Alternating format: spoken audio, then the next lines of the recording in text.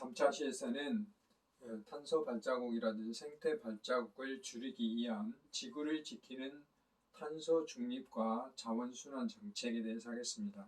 구체적으로는 우리들이 일상생활에서 지킬 수 있는 분리수거, 그 다음에 일회용품 안 쓰기와 같은 이런 방법들에 대해서 말씀드리도록 하겠습니다.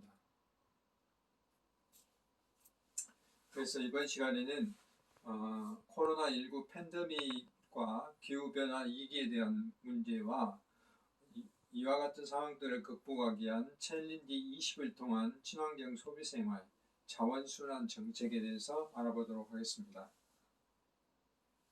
현재 우리는 거의 9개월에 가까운 코로나19 팬데믹 상황에 처해 있고, 이로 인해서 세계 각국이 기후변화 위기에 대한 우려를 낳고 있습니다. 우리나라를 포함해서. 그래서 제가 이미 지난 시간을 통해서 기후변화 위기에 대해서 제가 강의를 한 바가 있습니다만은, 계속해서 이와 같은 내용들을 토대로 우리가 어떻게 이런 방향들을 이런 문제들을 실생활에서 극복할 수 있는지에 대해서 좀 더 자세히 알아보겠습니다. 누차 강조한 바와 같이 지금 지구가 여러 가지 현상으로 글로벌 워닝, 그러니까 지구가 경고를 하고 있다고 생각됩니다. 얼마 전 뉴스에서 알래스카가 거대한 쓰나미에 휩쓸릴 것이다.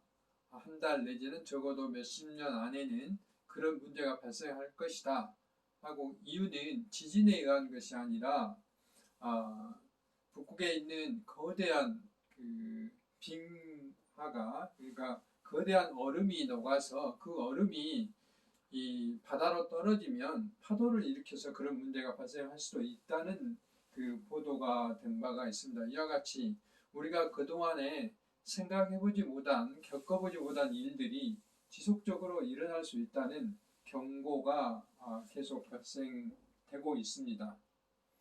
그래서 세계 각국의 많은 시민들이 이 그림에서 보시는 바와 같이 2050, 그러니까 2050년까지 온실가스 배출을 제로로 하라, 배출을 제로로 하라는 것이 아니라 배출된 만큼 전부 다 흡수를 해서 플러스 마이너스를 제로로 하라는 것이죠.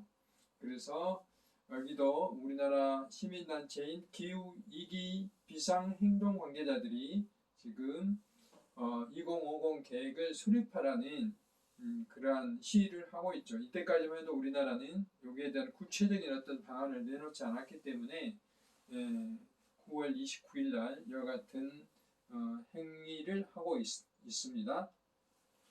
최근에 이제 기후변화 시간에 말씀드렸다시피 이 지구촌은 각 곳이 폭우와 홍수, 가뭄 피해들로 인해서 기상이변이 일어나고 있습니다. 미국을 비롯해서 그 다음에 이쪽에 인도라든지 네팔, 방글라데시, 중국 이런 데서 굉장히 많은 일들이 벌어지고 있습니다. 이와 같은 것들도 결국은 기후변화로 인한 문제죠. 그리고 전 세계 기상이변의 발생 추이는 불과 이제 과거보다는 최근 50년 사이에 처음에 20여 건에서 지금 120여 건으로 굉장히 많이 증가가 돼 있고, 피해액도 140억 달러가 이를 정도로 피해라든지 그 건수에 있어서 엄청난 증가를 보이고 있습니다.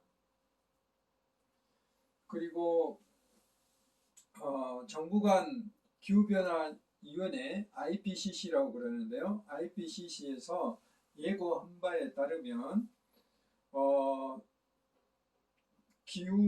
기온이 1도 상승하게 되면 4억 명에서 17억 명이 물 부족에 시달리게 되고, 이렇게 3도시 이상이 되면 20억 명, 그 다음에 4도시, 5도시까지면 32억 명이 물 부족, 그러니까 가뭄으로 인해서 물 부족에 시달리게 된다 하는 거고, 해수면 상승은 1도시 상승하면 1.5도시 이렇게 보면 홍수와 폭우 위험이 증가되게 되고, 그 그 다음에 최대 3도씨 정도가 되면 300만 명의 홍수 위험에 처하게 된다 하는 예고를 한 바도 있고, 생태계 측면에서도 1도씨 상승 또는 1.5도씨 상승, 2.5도씨 이런 기후 온도의 증가에 따라서 이렇게 양서류라 하면은 개구리나 저기 도롱뇽 같은 이런 것들이 양서류죠. 양서류들이 멸종하게 되고 우리 지구에서 개구리를 볼 수 없다는 이야기예요. 이런 문제가 발생할 수도 있고,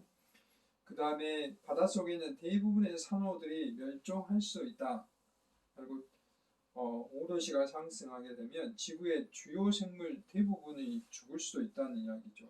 정말 심각한 문제죠. 그러니까 현재 상태로 우리가 탄소를 저감하지 않으면 기후의 증가, 온도의 증가에 따라서 엄청난 위기에 닥칠 수도 있다 이 말이죠. 닥칠 수도 있다가 아니라 닥칩니다. 이것은 확실한 예고이기 때문에 우리가 굉장히 많은 노력을 해야 된다 하는 것입니다. 그래서 올해 우리나라도 기상이 그동안에 겪어보지 못한 정말로 긴 장마가 일어났죠. 제주도는 49일이 장마였고 거의 2달 가까이 장마였다고 할 수가 있고, 남부지방도 38일, 중부지방은 54일, 그래서 거의 2개월에 가까운 기간 동안이 장마 기간이었다 이 말입니다. 그 다음에 이 기간 동안에 과거에는 비가 오지 않은 마른 장마 기간도 있었는데 올해 같은 경우는 비가 적어도 다른 2019년보다 6일 내지 심지어 25일까지 비가 오는 날이 이렇게 증가가 됐다는 이야기죠. 그만큼 평균 32일, 그러니까 거의 한 달 내내 비가 왔다는 이야기예요. 이만큼 우리나라도 장마 기간이 길어지고 강우량이 많아지고 이런 현상들이 올 여름철에 발생했다는 이야기죠. 강수량도 마찬가지입니다. 강수량도 이 장마 기간 동안에 보시면 560mm에서 850mm까지 내려서 850mm면 1년에 내릴 비의 거의 한 3분의 2 정도 되는 양이에요. 그 많은 양들이 거의 한 달에서 2달 가까이 내렸다는 이야기입니다. 그만큼 2019년도에 비해서 적게는 87mm에서 654mm가 더 비가 내렸어요. 그러다 보니까 올해 수해도 일어났고 수해로 인한 많은 피해도 일어났죠. 심지어 강원도 산간 같은 경우에는 1000mm가 내렸던 곳도 있다 이 말입니다. 이와 같이 우리나라도 기후변화의 영향을 직접적으로 경험을 하게 됐죠. 올해. 이와 같은 기후변화와 특히 이제 코로나 바이러스로 인해서 팬데믹으로 인해서 기후변화가 더 부각되는 것은 바로 이런 것 때문입니다. 우리가 이제 지속적으로 숲과 자연을 개발이라는 그 행위로 파괴를 하다 보니까 박쥐들이 사는 생활, 그러니까 야생 동물이 사는 영역하고 사람이 사는 영역이 구별이 없어졌어요. 과거에는 멧돼지라든지 이런 애들이 인가까지 들어오질 않았습니다. 왜냐하면 자기들이 사는 공간은 멀리 있고 또 그곳에 먹이라든지 이런 게 풍부하기 때문에 굳이 우리 시가지로 나오지 않았는데, 요즘 가끔 뉴스에 보면은 특히 세종시나 이런 데는 대로변까지 또는 아파트 그 울타리 안에까지 멧돼지들이 출몰하는 것을 가끔 뉴스에 본 적이 있는데, 이와 같은 것들 바로 우리가 숲을 자주 이제 이런 택지라든지 산업단지라든지 이런 쪽으로 개발을 하기 때문에 이런 일이 벌어집니다. 결국은 이런 야생과 우리 인간의 생활 영역이 가까워지기 때문에 박쥐들이 가지고 있던 바이러스들이 우리 사람에게 이렇게 전파가 되는 거예요. 이런 것들을 우리는 인수공통 바이러스라고 해요. 동물과 사람이 한꺼번에 이렇게 이제 그 바이러스를 공유하는 거죠. 이런 것들을 우리는 이제 원헬스라고 해요. 동물, 사람 이렇게 한꺼번에 그 질병에 대해서 그 감염이 되는 거, 이런 것들을 우리가 돌보는 것들을 원헬스라고 그럽니다. 특히 이제 박쥐는 날개를 가지고 있기 때문에 전파력이 높을 수밖에 없죠. 그래서 동굴 속에 사는 박쥐가 보유하고 있는 바이러스가 사람이나 이런 야생 동물을 통해서 가축으로 옮겨지고 가축이 이제 우리 동물 사람에까지 옮기게 되는 것이죠. 우리가 이제 조류독감이라든지 아프리카 돼지 열병이라든지 이런 동물성 바이러스들도 우리가 물론 가축을 우리가 길러야 되기 때문에 거기도 중요하게 다루기도 하지만 결국은 이런 바이러스들이 우리 사람에게까지 영향을 미치기 때문에 우리가 좀 더 관심 있게 보이는 거죠. 그래서 인수공동 전염병은 이와 같이 기후변화로 야생동물들이 활동 반격이 이제 그 서식 공간이라든지 먹이 공간이라든지 또 개들이 살고 있는 은신처라든지 이런 것이 부족하기 때문에 자꾸 이제 사람이 사는 공간으로 얘들이 들어오게 되는 거죠. 그러면서 가축들하고 이렇게 친해진단 말은 안 맞지만 접촉을 하게 되는 거고, 그럼으로써 사람에게 이제 전염이 되는 거죠. 지금까지 우리가 얼마 전에 경험했던 메르스, 그 다음에 남아메리카, 브라질을 비롯한 이런 데서 발생했던 에볼라, 그 다음에 사스, 이런 것들이 다 이렇게 야생 동물에 의해서 우리 사람에까지 전염된 인수공동 전염병이에요. 우리나라도 메르스, 사스의 경험이 있었기 때문에 현재 코로나를 이 정도 방어를 잘하고 있는 것이죠. 그 다음에 에이즈도 보시면 이런 원숭이라든지 이런 것 때문에 우리한테 전염이 된 거예요. 조류 인플루엔자, 그 다음에 댕기열 같은 경우는 이제 모기 때문에 그러는 거죠. 중부지방에 항상 문제가 되고 있는 스슬가무시 이런 것도 이런 야생에서 살고 있는 등줄지 이런 것들이 거기에 살고 있는 그 바이러스 균이라든지 이런 것 때문에 사람한테 전염이 되는 거죠. 렙토스피라, 그다음에 브루셀라 이런 것들이 전부 다 동물로 인해서 사람한테 전염되는데 사람과 동물이 동시에 이렇게 감염이 되기 때문에 인수공통 감염병이라고 합니다. 이런 것들이 기후변화로 인해서 점차 그 접촉의 기회도 많아지고 전파의 기회도 많아집니다. 앞으로 이제 이런 것들을 우리가 살아가면 살아갈수록 좀 더 많이 발생할 수도 있다 하는 겁니다. 지금 코로나19로 인해서 우리가 인류가 굉장히 큰 경험을 하고 있어요. 그만큼 기후변화라든지 또 그 환경에 대한 중요성을 우리가 잊어버리면 이렇게 엄청난 문제가 발생할 수도 있다 하는 것을 다시 한번 우리가 이제 깨닫게 되는 것이죠. 또한 기후변화로 인해서 동아프리카, 동아시아, 그 다음에 이 중동 지역, 그러니까 케냐나 파키스탄, 인도, 여기가 이제 파키스탄이고요, 인도잖아요. 그 다음에 이쪽이 오만이라든지 예멘 이런 것이고요. 여기 사우디아라비아고 중동 지방이죠. 이쪽이 이제 남아프리카죠, 동아프리카. 이런 쪽에 지금 빨간점으로 표현된 게 지금 메뚜기 떼들이 지나가는 것이죠. 메뚜기 떼들이 이렇게 케냐의 사진인데요. 수백억 마리가 이렇게 하루에 150km까지 이동하면서 여기를 초토화시켜버려요. 모든 풀들을 다 이렇게 뜯어 먹어버리는 거죠. 식량뿐만 아니라. 이러면 이것도 대단한 인류에게 큰 문제가 되는 것이죠. 이런 메뚜기 떼들의 문제도 올해 이렇게 이제 전 세계적으로 일어나고 있어요. 우리나라 쪽까지는 아직 이게 번식이 되지 않았지만 굉장히 심각한 거예요. 곤충으로 인해서 사람이 위협을 받게 되는 것이죠. 이런 것도 기후변화의 하나의 원인이다라고 이제 이야기를 할 수가 있습니다.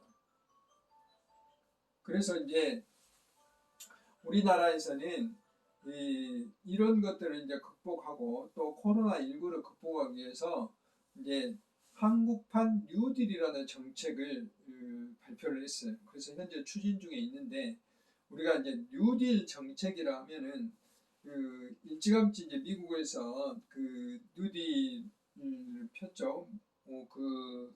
세계 대공황 경제 위기 대공황이 오니까 사람들이 직업을 갖지 못하니까 직업도 갖고 경제를 이제 일으키고자 댐을 막고 고속도로를 놓고 이름으로써 일자리를 만들어주고 소득을 만들어주고 그것을 다시 이제 돈을 쓰게 함으로써 경제가 발달되게 하는 이런 게 이제 뉴딜 정책인데 여기에 한국판 뉴딜은 코로나 극복을 위해서 우리 경제를 살리기 위해서 방역과 경제를 살리기 위해서 이제 이 집중적으로 두 분야에 여기 보면 디지털 분야 우리나라가 이제 디지털 강국이죠. 그러니까 이런 어, AI 그러니까 그 인공지능이라든지 여러 가지 디지털 분야에 이제 인프라라든지 이런 것을 만들겠다는 거죠. 특히 이제 팬데믹으로 인해서 비대면 분야의 산업 분야 육성 필요성이 있기 때문에 이런 분야의 디지털 뉴딜과 그다음에 기후 변화를 위한 다양한 문제를 해결하고자 특히 이제 기후 변화에 관련된 산업들 그걸 녹색 산업이라고 그러는데 이런 녹색 산업에 집중적인 투자를 해서 일자리를 만들겠다 하는 게 이제 그린 뉴딜입니다. 그래서 디지털 뉴딜과 그린 뉴딜을 종상적으로 투자를 많이 해서 사람들의 일자리가 늘어나게 되면 휴면 뉴딜이 되는 거예요. 사람들을 살리는 뉴딜이 되는 거예요. 그래서 이제 어려운 사람들을 일자리를 만들고 포용하고 어려운 사람들을 도와주는 이제 그런 일들이 되는 것이죠. 그래서 고용의 안정성을 강화하고자 하는 것입니다.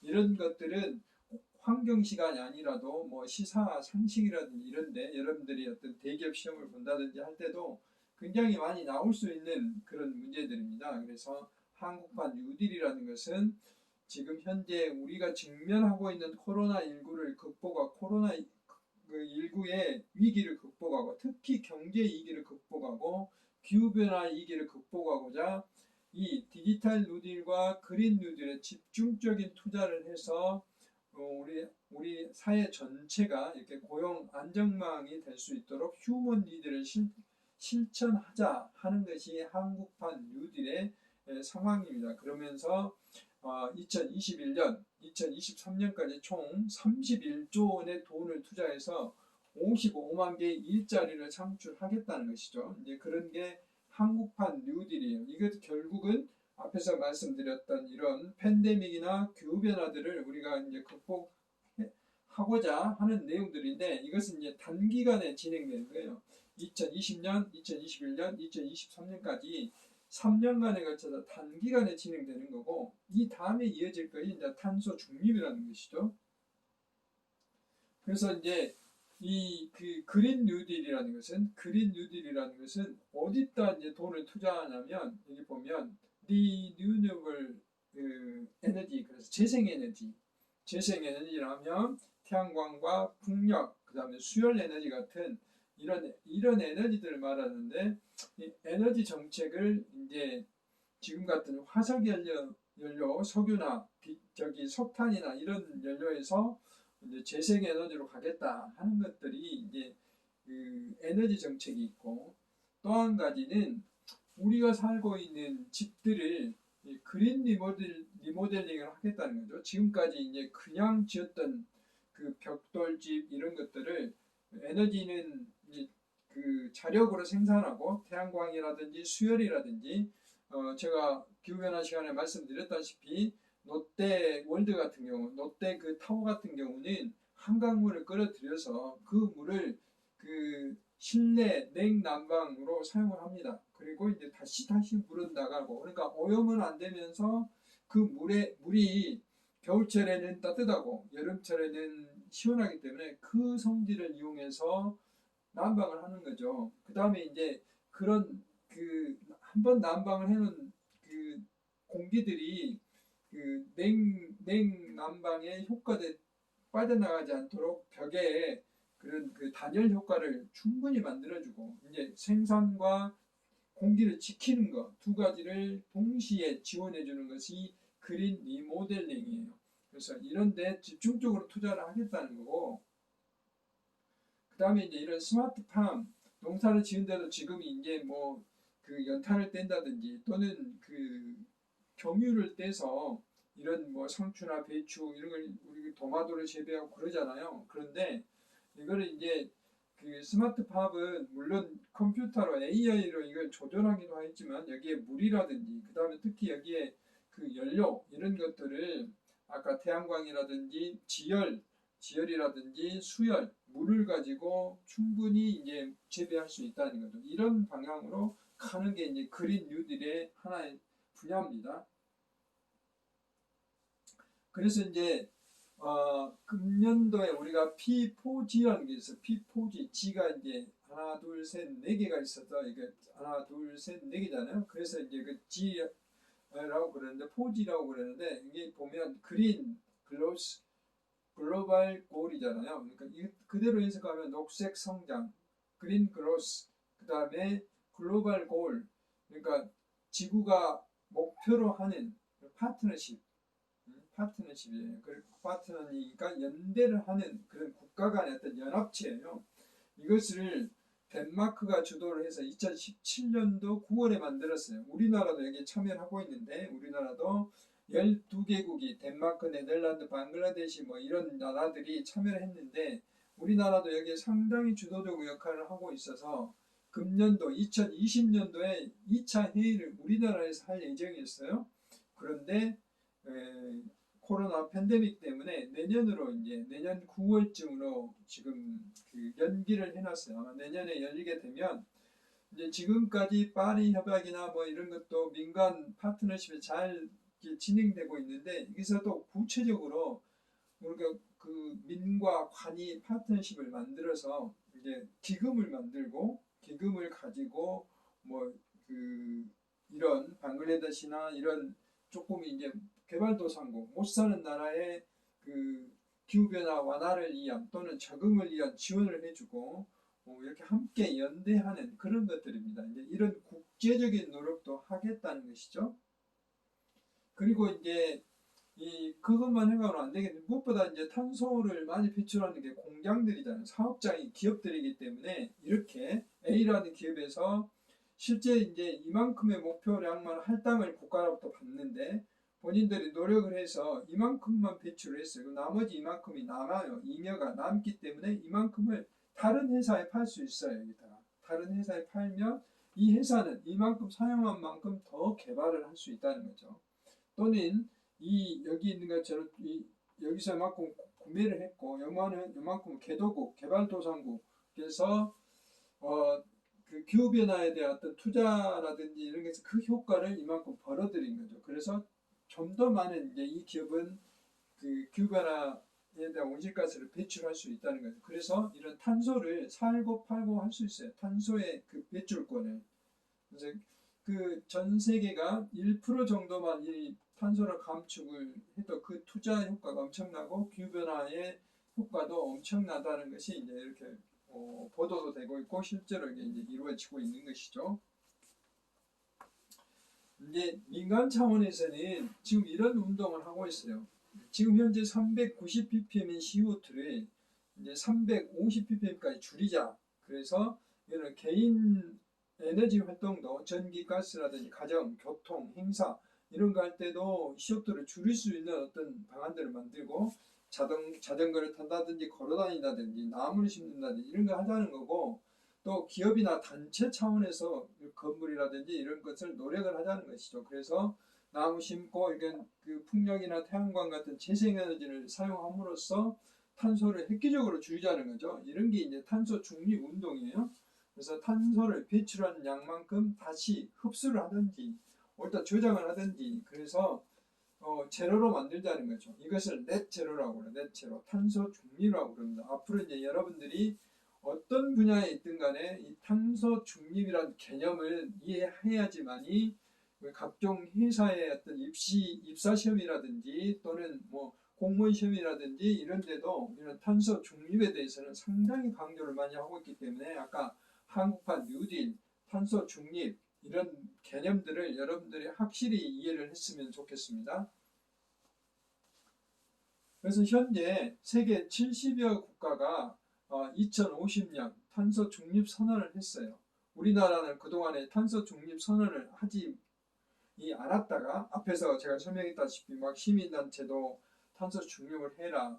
국제적으로도 우리나라가 그 기후 악당 국가라고 계속 불리우게 되고 이름으로써 지난 2주 전에 대통령께서 국회에서 2050년 그 탄소 중립을 하겠다 하고 내년도 예산 시정 그 연설에서 선언을 하셨죠. 그리고 지난주 국무회의에서도 2050년 우리나라는 탄소 중립을 할 수 있도록 계획을 만들겠다 했고, 현재 환경부를 중심해서 정부가 합동으로 어느 정도 목표량을 만들어 놓고 지금 국민 여론을 수렴하고 있는 단계예요. 2050년까지 탄소 중립을 선언하지 않으면 우리나라도 이제 다른 그 국가로부터 정말로 많은 공격을 받게 될 수도 있다 이 말이죠. 그래서 우리도 하루빨리 선언을 하고 실천을 해야 되겠습니다. 그래서 이제 이 덴마크에 있는 코펜하겐 같은 경우 이미 탄소 중립 도시를 선언을 해가지고 이렇게 이제 태양광 풍력 같은 재생에너지, 그다음에 자전거 교통수단 이용이라든지 제로 에너지 건축물 이런 것들을 구체적으로 지금 실천을 하고 있어요 이미. 우리나라 상당히 늦었죠. 그다음에 이제 이 탄소 중립 도시에서 앞에 제가 말씀드렸던 그 제로 에너지 하우스, 그다음에 그 그린 리모델링 이런 것들이 총체적으로 말하면 이제 패시브 하우스라는 건데, 패시브 하우스는 앞에서 말했다시피 그 단열 효과를 높이고 그다음에 에너지를 자체적으로 생산하는 거예요. 일단 태양광 깔고 밑에서 지열 가져오고 수열 가져오고 그다음에 여기 단열 효과를 늘리면 다른 데서 에너지 안 가져와도 된다는 것이죠. 이 건물은 독립이 되게 되는 거예요.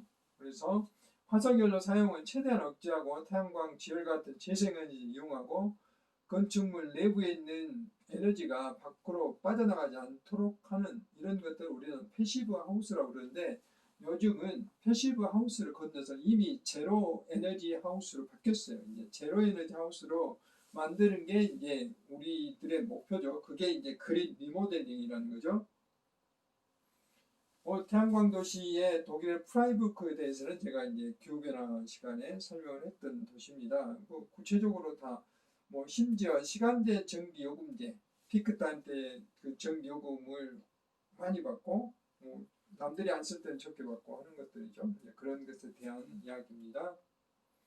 그다음에 이제 이미 제가 또 물순환 때 말씀드렸던 것인데, 뭐 단순히 재생에너지만 사용하는 게 아니라 물이 순환되게 하고 공원이라든지 이런 나무들을 많이 심음으로써 이제 도시의 열섬 효과도 완화시켜주고 기후를 완화시켜주기 때문에 또 탄소를 흡수하기 때문에 이런 면에서 상당히 도움이 됩니다.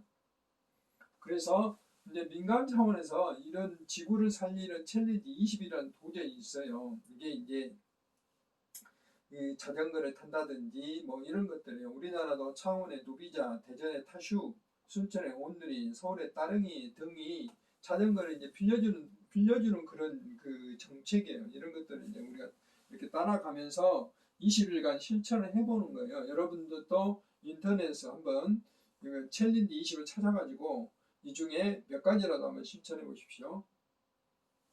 그래서 물 발자국을 줄이는 습관으로서 뭐 제품 생산 사용하고 폐기할 때가 물이 사용하는데 이렇게 사용되는데, 이 중에 우리가 조금이라도 줄인다든지 일회용품 사용하지 않으면 그만큼 물을 줄이는 것이 되는 거예요.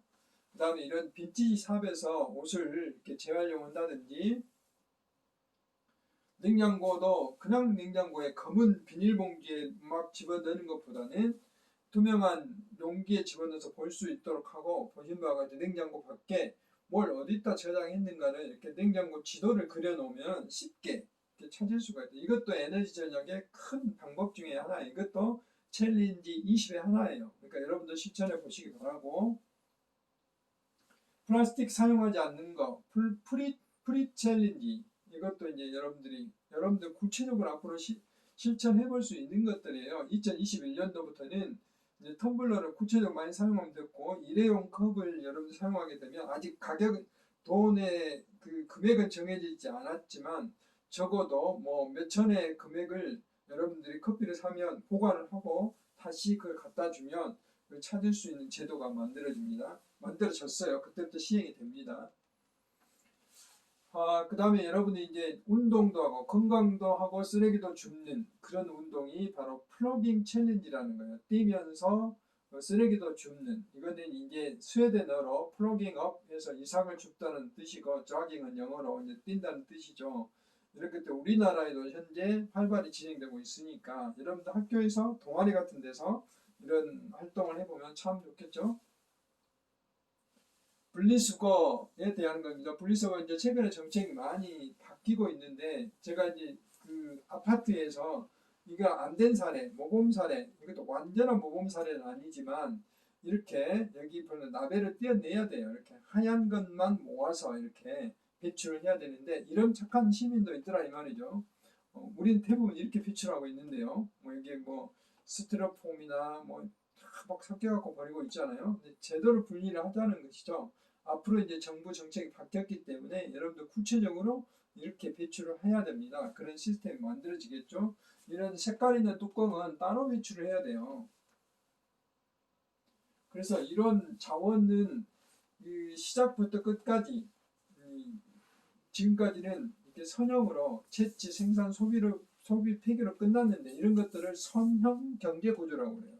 근데 폐기를 다시 채취로 연결하는 것, 그러니까 다시 재료로 만드는 것, 이것을 순환형 전환이라고 해요. 순환 경제라고 그러죠. 그래서 지금 현재 우리나라의 모든 그 정책은 자원 순환이고 경제도 순환하는 거예요. 그러니까 우리가 생태계 첫 번째 시간에 생태계 구체적인 기능 중에 하나가 물질 순환이잖아요. 에너지 흐름이고 물질 순환이 바로 이제 이 자원 순환이에요. 우리가 살고 있는 사회에서도 자원을 순환하겠다는 것이죠. 그래서 이와 같이 94년대 일회용품 사용 억제가 됐다가 이제 폐지가 됐고 지금 이제 쓰레기 종량제가 95년도에서 현재까지 되고 있고요.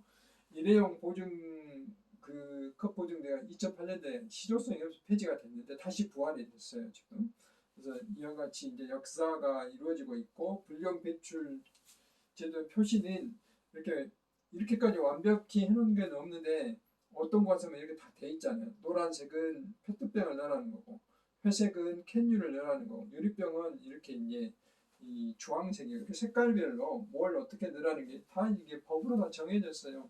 그래서 이런 것들이 시스템이 잘 만들어지면 우리도 실천하기 좋겠죠. 일체형 용기는 이렇게 다 분리해서 버리라는 거고, 또 이렇게 버릴 때는 이렇게 재활용할 수 있는 것은 다시 쓸 수 있는 것, 근데 쓸 수 없는데 태울 수 있는 것은 소각하고 태울 수 없는 것은 매립한데 보시면 종이는 한 2개월에서 5개월은 분해가 되는데 금속계는 거의 100년이 걸리고 스티로폼과 플라스틱은 500년이 걸려야 분해가 돼요. 그러니까 우리가 얼마만큼 분리수거를 잘 해서 재활용하냐 굉장히 중요한 이야기예요. 지구를 살리는 발자국을 줄이는 데도 중요하고 탄소를 저감하는 데도 중요하고 또 여러 가지 면에서 자원 순환에도 중요하기 때문에 꼭 실천해야 될 문제고 그만큼 처리 비용이 늘어나고 지구가 압박을 받고 있기 때문에 그래요. 우리가 음식물류만 20% 줄여도 연간 177만 톤의 온실가스 배출이 저감이 돼요. 그러면 소나무를 이렇게 4만 6천만 구를 심는 효과를 얻는다 이 말이죠. 엄청난 효과를 얻는 거예요. 쓰레기만 줄여도. 그래서 종전에는 생산 판매량만 생산자 책임이었는데 이제 재활용까지 생산자 책임을 부여하고 있어요. 이렇게 우리가 사고 있는 각종 전자 제품, 심지어 축산물까지도 다 이렇게 다 제도적으로 하고 있다는 것이죠. 여러분들이 꼭 기억할 게 비운다. 용기 안에 있는 거 비워야 돼요. 가끔 안에 물도 그대로 들어있고 음료수도 그대로 들어있는데 비워야 되고 우유도 비우고 반드시 헹궈야 돼요. 이래야 재활용할 수 있다는 거죠. 그 다음에 이제 라벨지나 이런 걸 다 떼내고 섞지 않고 자기에 해당되는 곳에 분리수거를 해야 된다는 거죠. 그래서 이제 이렇게 하게 되면 업사이클링을 하는 거예요. 특별한 디자인, 아이디어, 재생 기술을 도입을 해서 여러분 수거되면 재생기술 도입해서 아이디어를 넣어서 다시 디자인을 새로운 제품을 만들어요. 가방을 만든다든지 이렇게 각종 제품을 만든다든지 이런 것들을 업사이클링이라고 해요. 이런 용어도 여러분 내려놔야지 시사 상식에 유리하게 됩니다. 그래서 우리가 이제 지금까지 우리가 일상적으로 생활하는데 우리가 실천해야 될 것들에 대해서 자세히 알아봤습니다. 그래서 이번에 총 11차에서는 우리가 상생을 어떻게 해야 되는가, 그 다음에 그거에 대해서 우리가 탄소 발자국의 발자국 문제를 했고 이번 시간에 해결될 방안에 대해서 말씀을 드렸습니다. 네, 수고 많으셨습니다.